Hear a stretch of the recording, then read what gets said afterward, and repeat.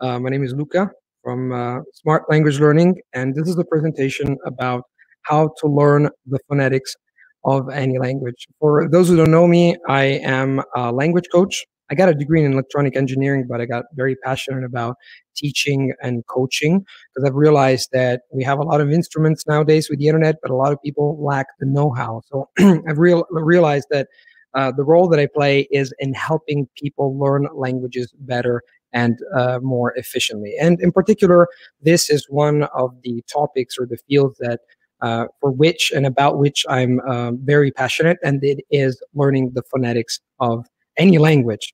So let's get started without further ado. The goal of this presentation is twofold. We have on the one side to show you the key principles that govern the acquisition of a foreign accent in a foreign language. And on the other side, the other very important thing is to give you some practical tips to make it happen, because I think that language learning is first and foremost a matter of making things happen, doing things. And here on this picture, it's me some 25 years ago, or maybe a little bit more if I do the math correctly. It was in 1993. And on my right is my teacher, my American tutor, Susan, who happened to be in Rome during that time.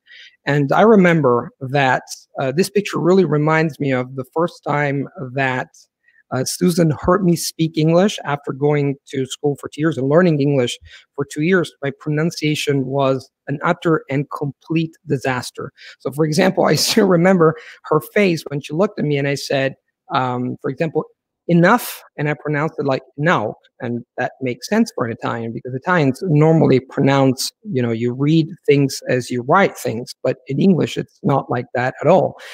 But the bottom line of this is that after some time, after developing a very positive relationship with her and plowing through and learning the nitty-gritties of the pronunciation and a lot of passion, a lot of work, a lot of good and positive interaction, I started improving my pronunciation more and more because I really wanted to blend in. I really wanted to sound like an American.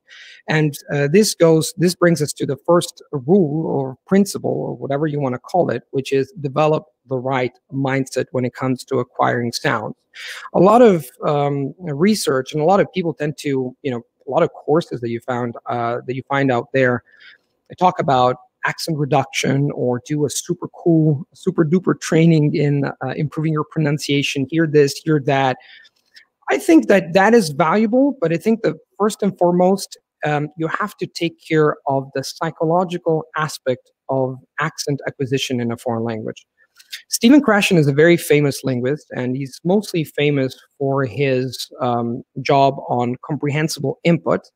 But he also said something very interesting about accent acquisition. There's a very famous conjecture on accent and second language acquisition. You can download it in PDF for free. It's if you type the right things on Google. And he says something that really struck me when I read it some years ago. My conjecture is that accurate pronunciation in a second language, even in adults, is acquired rapidly and very well. We simply do not use our best accents because we feel silly. And when I heard that, when I saw that, just brought me back to when, after a couple of years of learning English with Susan, I started speaking better and better. I started sounding more and more American. What happened is that my schoolmates started making fun of me. They started imitating me, like, yeah, like you sound like this and like that. And I remember that now that I think back, now that I read Stephen Krashen's word, it all made sense. The reason why my friends were making fun of me was not because they were nasty. It's just because they had this feeling that by speaking another language, by sounding different from what they sounded, I wanted somehow to belong to another tribe, the tribe of the speakers of American English. And we are tribal animals. We if you think about it, we form communities, we form tribes, and we communicate also through accent. And it's just, accent is, in a way, a cultural code. So in that specific moment, at that specific time, I just realized that was the moment where I resisted the social pressure, both the social external pressure and the pressure that I put on myself were sounding different than when I sounded. I could have sounded like, hey, this is good, and I could have be speaking English with a very thick Italian accent. But I wanted to blend in. I wanted to sound like an American. I wanted to live like an American. I wanted to think like an American. And that made a huge difference. So one practical aspect of this, and practical tips are, don't focus necessarily from the very beginning. We will see this linguistic training that you can go through, but first and foremost, tackle this as a psychological aspect that you want to integrate in your life. So let's suppose that you want to learn a language. You still haven't, maybe you have decided, maybe you've made a decision of learning, say, Turkish or any other language. Get immersed in those sounds. Like, listen to some Turkish music, listen to people speaking Turkish. Go to Turkey. This applies to every country, obviously. Get to know some Turks, because this is going to get your brain in the mood. It's going to open up your brain even before you start learning the language. That's very important, because you have to remember that the psychological pressure that we have, that we put on ourselves, and that it comes from society, plays an enormous role. So the goal here is to become unconsciously, subconsciously, and consciously receptive to new sounds. Now, there's one more trick that I wanted to show you. This is a slide in Italian. So the sentence is: Roma è una bella città che mi piacerebbe visitare almeno una volta nella vita. This is my beautiful mother tongue. And in English, it's: Rome is a beautiful city which I'd like to see at least once in my lifetime. Now, if I were an Italian trying to learn English and having a hard time learning the American accent, you might notice sometimes that when we imitate other speakers and we speak our own native language in their accent, we actually do a very good job. If I imitated an American saying this, it would sound like: Roma è una bella città che mi piacerebbe visitare almeno una volta nella vita. And I feel like when I pronounce this way, actually, and try it in any other language, take a text in your own native language, but read it with the accent of your target language. And if you want to practice, and if you're not sure on how it sounds, put it into Google Translate and see how Google Translate does a very good job at that. You will see that you are more mentally free in imitating someone, a foreigner, in a foreign accent, because you're free from a lot of conditioning. And I know that this might sound rude. We don't do that normally because we perceive this as rude. But if you can do it in the comfort of your home, you will see that it actually is very effective. So this is a little trick that you can do to get even more into wanting to sound like foreigner, wanting to sound like in that language to acquire another identity. Rule number 2 is tackle sounds from the very beginning. If there's one thing that is critical, is to tackle things from the very beginning. We're very good at learning, but we're not very good at unlearning things. So imagine a knot. If the knot is very well tied, then it's difficult to untie, and that's great if the knot is very correctly tied and it serves the purpose of creating stability. But if the knot is not correctly tied, then untied is very difficult. That's exactly the same thing as learning the pronunciation or the intonation of the phonetics of a language and then trying to unlearn it. That's going to be extremely difficult. This is like the kind of, for example, students who come to me. In particular, I remember one Indian student who came to me and say, "Hey, Luca, I want to sound like an American." He had been living in America for a long time, but he sounded very Indian, and that's fine. And I told him, look, the return of investment is going to be very low because it's really difficult to unlearn. After speaking for 30 years in the same way, unlearning is going to be tough. So I know that we can't rewind in his case, go back in time. But if you have the chance for the next language you're going to learn, make sure that you tackle the sound fabric of a language from the very beginning. I made this mistake when it comes to Swedish. I didn't know that Swedish has pitch accent. So pitch accent, now it's a little bit complicated to explain the whole thing, but for the sake of brevity and simplicity, pitch accent is, for example, when some words have different configurations of the pitch, the tone of your voice that depends on the frequency. In Swedish, you can say on den, the duck, but you can also say on den. You can see that the pitch changes and it means two different things. I completely disregarded this fact in Swedish, and then to the detriment of my speech patterns, intonation patterns, and then I tried to correct them, but it was too late. I think I improved my Swedish accent, but again, I really learned my lesson the hard way. So some practical tips here is read a good phonetic introduction. It's not bad to read good phonetic introductions, but do not spend too much time on it before exposing yourself to the language. So keep it simple. Read it for having an idea, but then you have to remember that what really is going to make a difference is massive exposure to the language. It's how human beings learn. You can use it as a reference. You might notice, like on a grammar book, that phonetic and grammar books become very clear or clearer once you have been exposed to the language for some time. You go back and say, oh, gosh, this was actually easier than I thought. And why didn't I understand it in the first place? It's because your brain did not have enough samples. So, and the other thing is get and be interested, get excited about sounds. I've noticed that a lot of people who are really good at sounds are excited about it. It's not just a matter of ear. Oh, he's got the musical ear, so he's got it and I don't. No, it's a matter of getting interested in things. Leonardo da Vinci was one of the most curious men on this planet. And I think that led also to his genius. Curiosity is a form of geniality, of being, of overcoming barriers and becoming what people think that you can't become. You can reach the unreachable. The goal is to develop the right pronunciation patterns from the very beginning. So if you can, start from the beginning. Rule number 3 is listen while reading. I'm taking for granted in this presentation that, this is some sort of training that you can go through when you start learning a language from scratch. If we have time, we'll talk about what should I do if I have already learned the patterns, but in the wrong way, maybe in some questions that you want to ask me. But if you tackle a language from the very beginning, listening and reading is one of the best ways to acquire the sounds of a foreign language, the phonetic patterns of a foreign language. Why? A lot of people say, for example, that some people, maybe not a lot of people, but some claim that acquiring a language by reading can confuse you because you already have, you already read in your own native language and it gets in the way. I think that is true and not true at the same time. I think that as adults, we have the possibility of using scripts, and scripts are visual aids that really help you. You hear a language and you can see the words that make up a sentence. That really helps in understanding the language, getting comprehensible inputs. It depends on how you do things. So, for example, if you can get material with simple, comprehensible texts and good quality audio, and you can listen while reading repeatedly multiple times.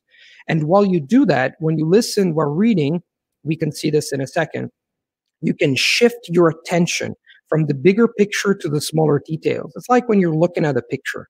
You can decide to focus on the big picture. You see all the forest, but you can decide to see also that specific tree on the bottom left. And you can do exactly the same when it comes to sounds and if you have a script in front of you.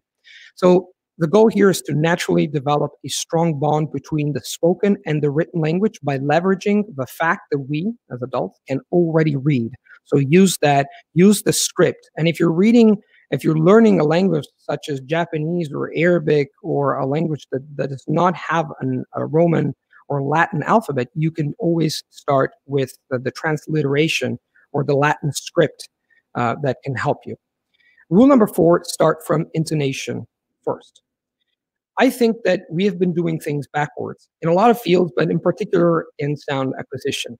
So, for example, here you can see 3 levels. The sound fabric of a language is an extremely complex entity, but to create a very simple, say, model of reference, you have prosody is what happens above the word. So in other words, prosody is a fancy word for intonation, right? So it's what happens above the tone of the voice. Now I'm using the frequency of my voice is changing, along the sentence. Then you have the connected speech, which is what happens from one word when you move on from one word to the other. We will see this in a second. And then you have the phonetics, the pronunciation of individual words and individual sounds. And that is the last layer. We normally, if you think back, for those of you who learned a language at school, probably at least one language, what happens is that the teacher goes and shows on the blackboard, okay, this is the consonant, this is a vowel, this is a consonant plus a vowel, this is a word, this is a sentence. I think that's doing things backwards because this is, again, using the metaphor that I used before, this is missing the forest for the trees. Kids hear bits and pieces of language spoken around them by adults, but these are sentences. These are not single sounds. So they learn by sampling sentences and figuring out patterns. As adults, we tend to do it backwards because logically we tend to think, well, we have to build a wall. We use bricks to build a wall. But the reality is that you should do it the other way around. You should focus on the sentences and go towards the connected speech, and then the individual working on the pronunciation of individual words and sounds. For example, here's an example in English. Paris is the capital of France. This is a very simple statement. You can see here the intonation patterns. Paris, you have a pause, is the capital of France. Then you have your tone or pitch falling on the syllable of France. This is looking at the sentence from a point of view of the intonation. So you have the tone of your voice rises when you say Paris, you're introducing something. The tone of your voice falls when you finish the sentence. You might notice that statements in general have a falling tone that falls on the specific syllable of a specific word. For example, I want to go to Paris, and then you fall on Paris. It sounds high, but the reality is that it's actually you're going high to then fall. And you can realize that by slowing down. I want to go to Paris, so Paris. And from the point of view of a connected speech, we focus here on the passage between one word of the other. Paris is the capital of France. Notice that between the of and France, of France, you don't say of France, you say of France. Think about it when you say, for example, black coffee. I don't say black coffee. I say black coffee. The end of one word merges into the beginning, the start of the other. And pronunciation is the single words, so the single elements of the words. This is what we focus at the very beginning, but that should be the last passage of this. So the practical tips are: use a pencil to mark the text and break down sentences into main chunks. Any statement can be broken down into phonetic chunks. In literature, they're called intonation groups. Now, I hope that this is visible. It's a little bit small, so sorry if you don't see it. This is a text in German, comes from Deutsch Aktuell, which is it's a great resource for intermediate learners of German. I use it with my students. As you've seen here, for example, the first sentence is Schule schwänzen fürs Klima. So this means like schools are playing hooky, they skip school for climate. And you can see here that this is just one statement. There's no pause, but it has a pitch falling on Kli. I'll say this again. Schule schwänzen fürs Klima. And here, the second one, we're just going to do two, otherwise it's too long. Weltweit demonstrieren Schüler freitags gegen die Klimapolitik, anstatt in die Schule zu gehen. So here you have a longer sentence that you can break down into three chunks. The first one is an introduction. Weltweit, worldwide, demonstrieren Schüler freitags gegen die Klimapolitik. So the Schüler, the students, demonstrate against the climate policy. There's a pitch going up here. Your pitch is rising because you haven't finished. Instead of, anstatt, in die Schule zu gehen. And then there's a falling pitch. So you can actually break down any text in this way by looking at the big picture. Notice that I'm not focusing on the details, just on the big picture. The goal is, again, to focus on the big picture and then go into the details. Rule number 5 is read out loud. I think that reading out loud is a fantastic tool, again, if you know how to use it. So if you go back for a second here, this is the text I had that I used. So imagine that I have this text now in front of me, right? Because I like printed text, and I always advise that you use, if you can, use paper or use an iPad with an electronic pen or pencil. And then you read slowly the text by using the markers that you have created on the text itself. So you see those markers of those arrows that I've created that represent pitch. I'm going to follow those articles so that I have my own musical sheet, so to speak. That's my own interpretation of the text. When you read, make sure that you maintain the rhythm of the language so that you can focus both on the rhythm of the language, on the intonation, but also on the articulation. Let's take this text again. Now I'm going to read it. Now that I have it in front of me, I'm going to read it this way. Schule schwänzen fürs Klima. So as you can see, there is no pause in between words. I'm keeping the rhythm. It is as someone had slowed me down, but if you look at me, I'm just articulating more. Weltweit demonstrieren Schüler freitags gegen die Klimapolitik, anstatt in die Schule zu gehen. And this is great because I'm articulating much better and I'm allowing an interlocutor or a person or a listener to actually understand much better and see much more in detail my phonetic patterns. I do this with my students, and it allows both my students to articulate much better, to take care of intonation and articulation and rhythm, all the three layers at the same time. And it allows me as a tutor and a trainer to see the nitty gritties, to see the details and help them get better and hone their pronunciation. So again, here the goal is to develop good intonation and articulation. You have to remember that the sound fabric is a very complex piece of language that is made of multiple parts that are entangled, but you can untangle them by creating a simple system where you tackle one thing after the other, and then when you're ready, once you've figured out how to deal each part, you can put them together. Rule number 6, talk to yourself. Now, I normally in a classroom, I would ask who of you speaks to themselves, because it turns out a lot of polyglots and language learners love talking to themselves. But here, the difference is that while you can talk to yourself for improving your fluency, and that's great, you can also talk to yourself for improving your articulation, your intonation, and the general way you present yourself. For example, communication is not just the sounds that come out of your mind, is the close-speed gestures, the gestures that you use to accompany your speech, and many other, your facial features, many other features. So you can, for example, talk in front of a mirror and talk with purpose. Remember, the purpose is always important. It's always important to have the purpose in mind. You're talking for the purpose of honing your pronunciation. So you can slow down, you can take some pauses. Unfortunately, we don't have the time here to show you in detail. That would take an entire workshop on its own on how to do it. I do it with my students. But in general, there are some things that you can do to dramatically improve the way you speak by tackling one parameter at the time. Sometimes it can be your rhythm, sometimes it can be your speed. Sometimes it could be your close-speed gestures. You introduce pauses when you have to introduce them. You learn to use chunks in a good way. For example, the use of connectors. What is it that I wanted to say? This is one thing, one chunk of language that you can say to introduce something. Then you introduce a pause. And you can do this for every language. It works wonderfully well.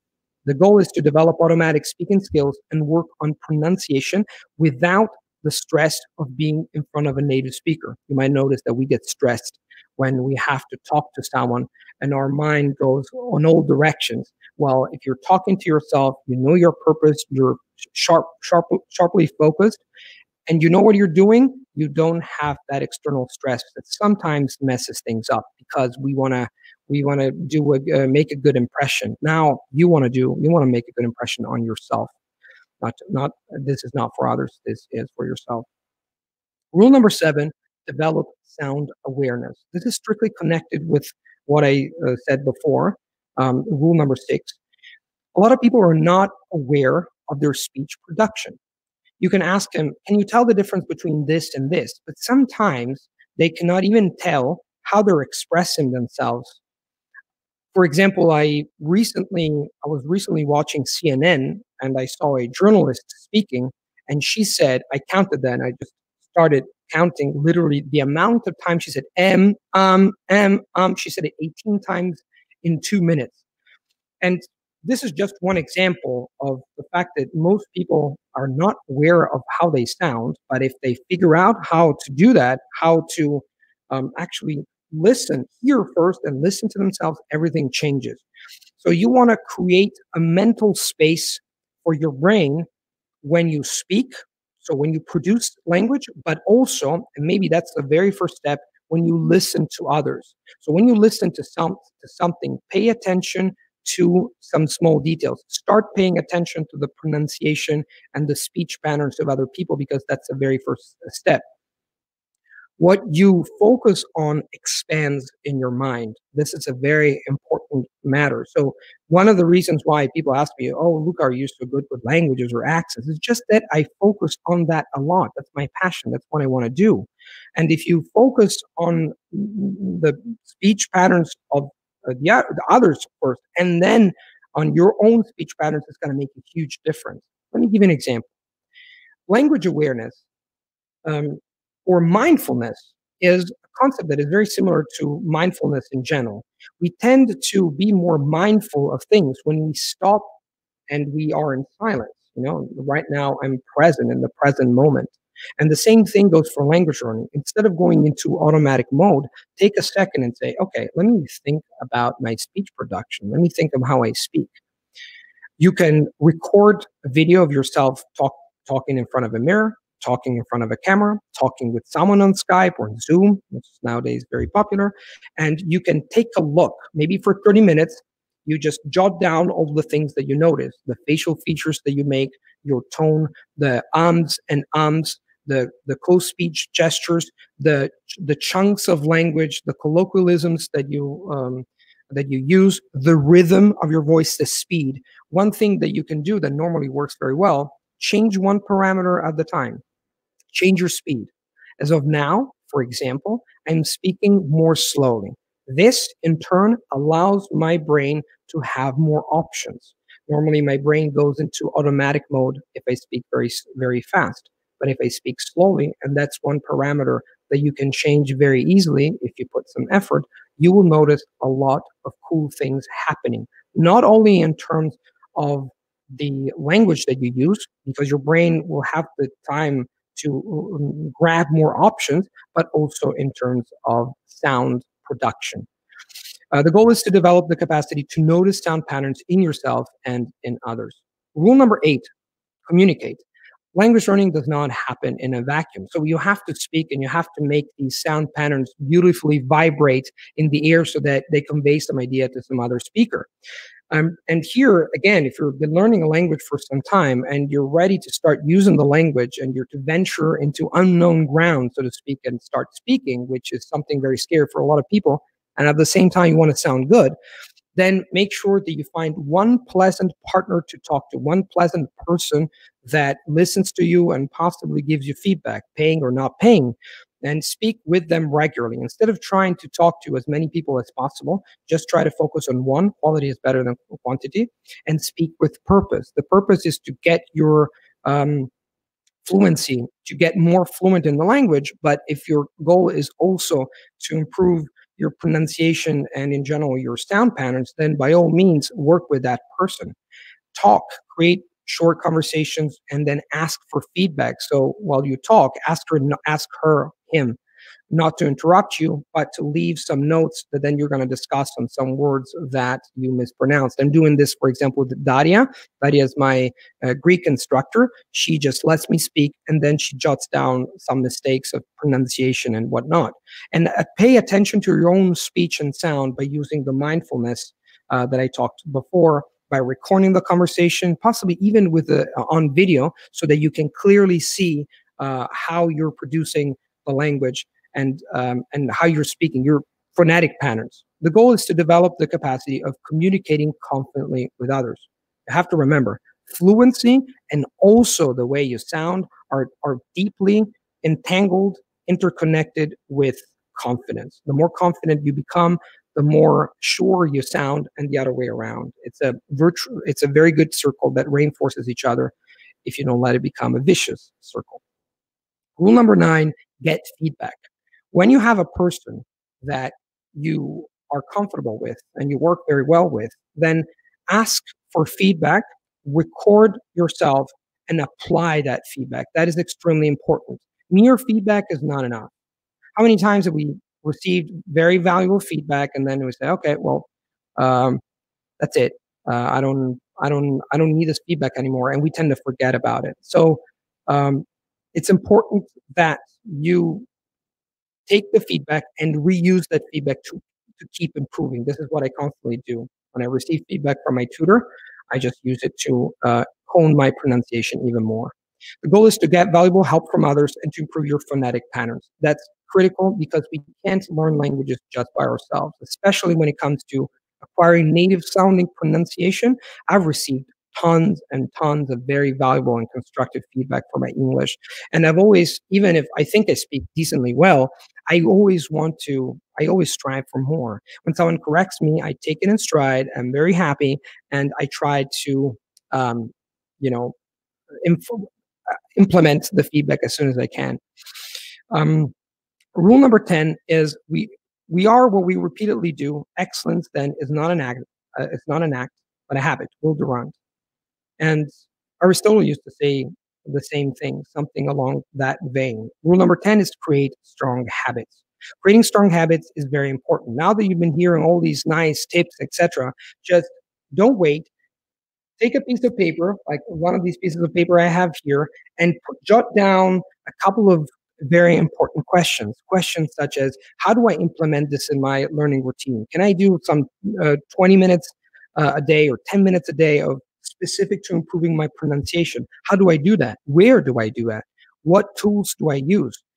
How can I use this in conversations I'm having with my tutor? It's critical that you build your system. Focus on systems. Do not focus on goals. Because if your goal is improving your pronunciation, that's fine. You already know. You already know that that is your goal. But focus on the systems, because it's the systems that are going to make a huge difference. And just make the decision of implementing some of these tips or any other tips that you can find on the internet or from any other source, so that you have built a system that is going to last a long time, because language learning ultimately is about doing things over the long haul. A couple of other things. So to wrap up, the 10 key things I would say are: develop a strong and open mindset towards the sounds of a foreign language. That is really important. That's the very first thing nobody talks about, or very few people talk about. It's the psychological aspect of accent acquisition.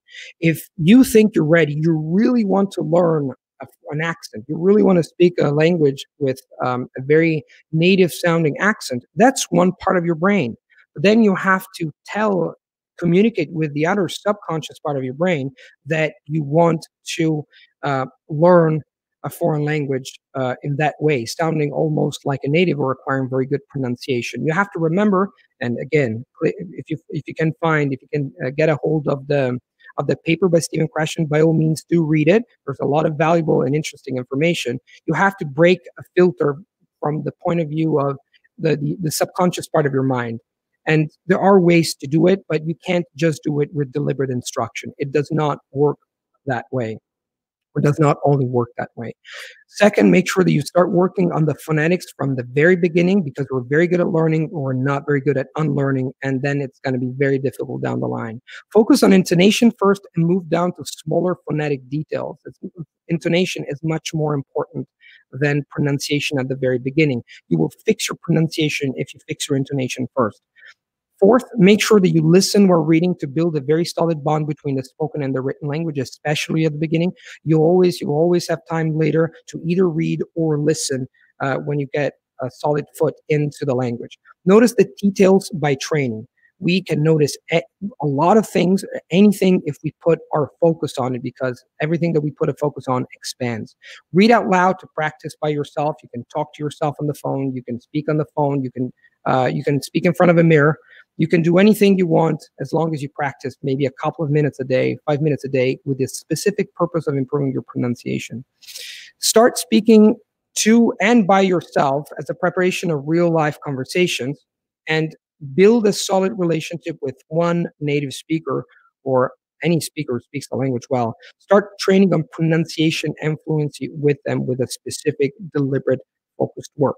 And last but not least, develop strong habits over a long period of time, because that is what is going to make the difference. Hearing some nice tips about something and then say, okay, well, I'll do it someday, is not going to cut it. It's not going to make a difference. What makes a difference is that you, right here and right now, after this presentation, you just jot down some notes and tell yourself, I want to learn. I want to structure my learning this way. I started doing this for my life in general. When I have an idea, when I listen to someone saying something very interesting, I immediately jot it down, and I think within 24 hours, how can I implement this into my life? And my life has dramatically changed in a positive way since I've been doing that, and that's been like a couple of years.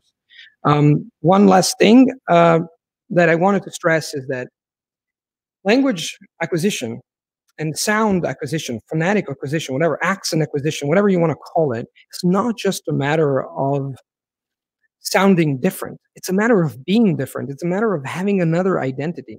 When I speak English, I use gestures that I would not dream of using in Italian.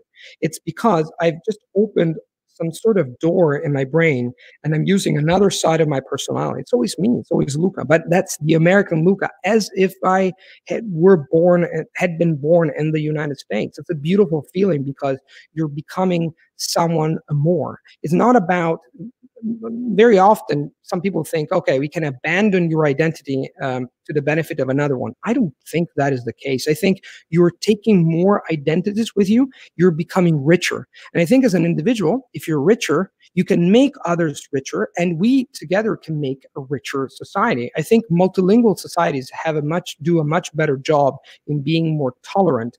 And I think that's the reason why I believe that these Polyglot conferences are great, because we try to inspire the beauty of multilingualism, not just as a matter of collecting and hoarding other languages, but for being a community and to improve together the world we live in. The last thing I wanted to leave it here. These are my contacts. This is my website, lucalampariello.com. And if you have any questions or if you want to engage in any like coaching sessions or whatever, I am there. Now, on to the questions that I have 6 questions, so I'm going to try to do my best because we don't have much time. So the first one is, how do you unlearn accent mistakes? I said it before, it's really difficult to unlearn accent mistakes. You have to make a very specific job. You have to get a trainer possibly, and you have to have a lot of patience and go through the trainer, get feedback, and slow down one parameter at a time. An example is trying to speak more slowly at the very beginning and have the trainer point to you the mistakes that you make. It's going to take a long time, and it depends on the level of, how you speak the language. So normally, if a client or a student comes to me and says, "Luca, these are my speech patterns. What can I do?"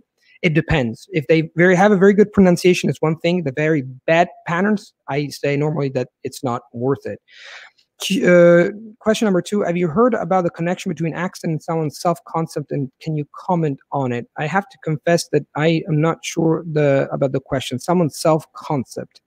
I guess that what you want to, maybe I interpret it as the accent and identity, and I think that accent is mainly about identity. So if you want to sound like a native speaker in a foreign language, you have to embrace that identity. That was point number 1. Question number 3, how do you break from old habits and avoid fossilization?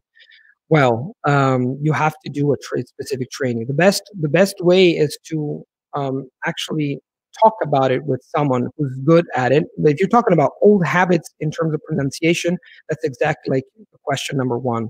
If you get a trainer, I think it's an investment, because that's the best way to visualize things that you have to improve. I would say that first you have to jot things down. What are your old habits? What are the habits that are not working?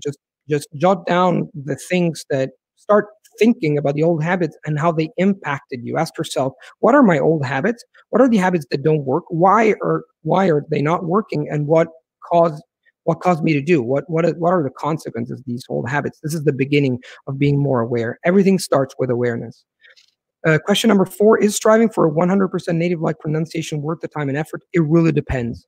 It depends on your goals. I don't think it really depends. If you're close to it and you want to speak almost like a native, it depends on you. I would say that it's beautiful if you can make it happen, but it's not strictly necessary. It adds to the language, like adding a beautiful, like you see a beautiful woman, you have a beautiful dress too. But I don't think that that's strictly necessary. It really depends on your goal. Ask yourself, do I want to do it? Why? It always comes down to the why. For me, I don't want to sound exactly like a native. I don't think it's possible, but I want to sound very good, because this in life has given me a lot of good experiences. And for me, it's very worthwhile investing the time and the effort. It's not a lot of effort. It's not as as complicated as you think. You can integrate it into your language learning if you know how to do it. So I think it's worth it, but it really comes down to your personal taste and goals and attitude towards language learning and life in general. Question number 5, when learning a language that has variations, would you recommend focusing your input in only one? I guess that what you mean is that when you're learning a language such as Spanish that has a lot of different accents, my answer is if you're learning from the very beginning, you should focus on one specific accent. Otherwise, it's going to get a little bit confusing. So by all means, if you're learning Spanish from Spain, consume a lot of material in Spanish from Spain. If you're learning a variation, a variety of South American variety, then focus on that. In the case of Spanish, and sometimes in other languages, it's more difficult to find material in one instead of the others. For example, it might be more difficult for a European, especially depending on your geolocation. Much more difficult. It was much more difficult. I had no other choice to learn Spanish from Spain as an Italian. If I had wanted to learn Spanish from Argentina, probably either find myself an Argentinian girlfriend, some Argentinian friends, or go to Argentina and practice and listening. Now with the internet, it's different. But back in the day, I didn't have the possibility. But yeah, the answer is from the very beginning, focus on just one accent. And then after 2 or 3 years of creating an identity, because remember, accents are always about identity, then you can listen to other forms of English, French, Spanish, or whatnot. Question number 6, which is the last one. How do native speakers feel when you speak to them using a low... Oh, no, there's more questions, but I don't think we have the time. How do native speakers feel when you speak to them using a local accent dialect? They feel great. I have all sorts of experience, very positive experiences when they hear me speak certain languages. I had so many experiences about they're very surprised about the accent. How do you speak so well and why, blah blah blah. And so I got to know a lot of people, and I'm very thankful for this and all the beautiful things that happen because I speak languages. Question number 7, you're a Polish expert. I don't know if I'm a Polish expert. What is the best way to tackle Polish phonetics from the very beginning? Well, it's the same as any other language. You start by having texts. You read a lot. You focus on all the nitty-gritties. You focus on the intonation first, then you focus on connected speech, then you focus on the specific sounds, and then you get someone to help you hone the pronunciation, especially ch, sh. It's very important that you get it from the very beginning, the difference. So invest time in that, maybe a couple of months, possibly with someone, and by the use of listening to texts and repeatedly and pronouncing these at the speed that I've shown you before. It's gonna work wonders. Question number 8, would you recommend using a model speaker to base your accent off of? Not necessarily. I would just use very good audio, and the speaker doesn't matter. Question number 9, how to learn similar languages without mixing them. That's a big one. Unfortunately, we have just 1 minute, but just to